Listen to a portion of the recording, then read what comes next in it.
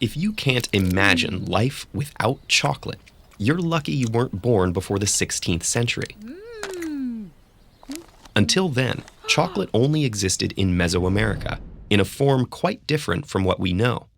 As far back as 1900 BCE, the people of that region had learned to prepare the beans of the native cacao tree. The earliest records tell us the beans were ground and mixed with cornmeal and chili peppers to create a drink, not a relaxing cup of hot cocoa, but a bitter, invigorating concoction, frothing with foam. And if you thought we make a big deal about chocolate today, the Mesoamericans had us beat. They believed that cacao was a heavenly food gifted to humans by a feathered serpent god, known to the Maya as Kukulkan and to the Aztecs as Quetzalcoatl. Aztecs used cacao beans as currency and drank chocolate at royal feasts, gave it to soldiers as a reward for success in battle, and used it in rituals.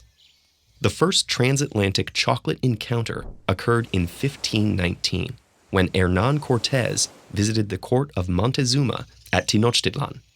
As recorded by Cortés' lieutenant, the king had 50 jugs of the drink brought out and poured into golden cups.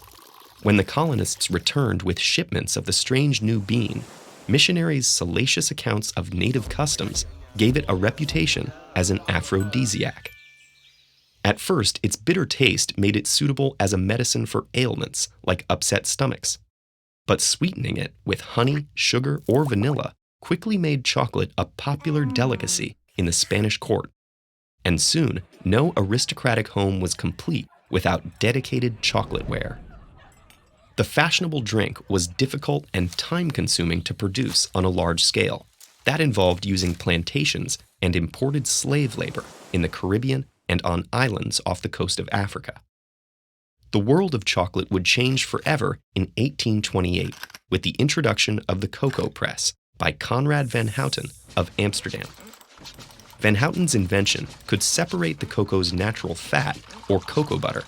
This left a powder that could be mixed into a drinkable solution or recombined with the cocoa butter to create the solid chocolate we know today.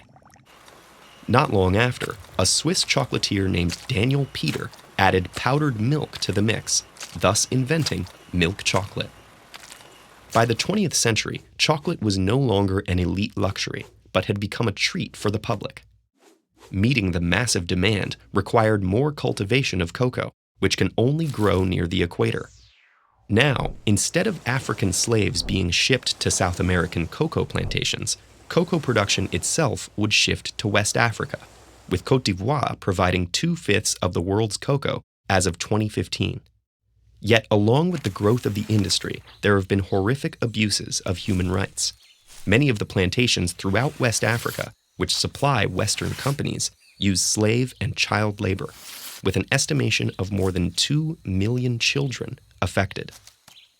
This is a complex problem that persists despite efforts from major chocolate companies to partner with African nations to reduce child and indentured labor practices.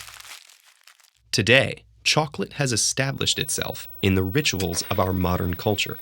Due to its colonial association with native cultures, combined with the power of advertising, chocolate retains an aura of something sensual, decadent, and forbidden. Yet knowing more about its fascinating and often cruel history, as well as its production today, tells us where these associations originate and what they hide. So as you unwrap your next bar of chocolate, take a moment to consider that not everything about chocolate is sweet.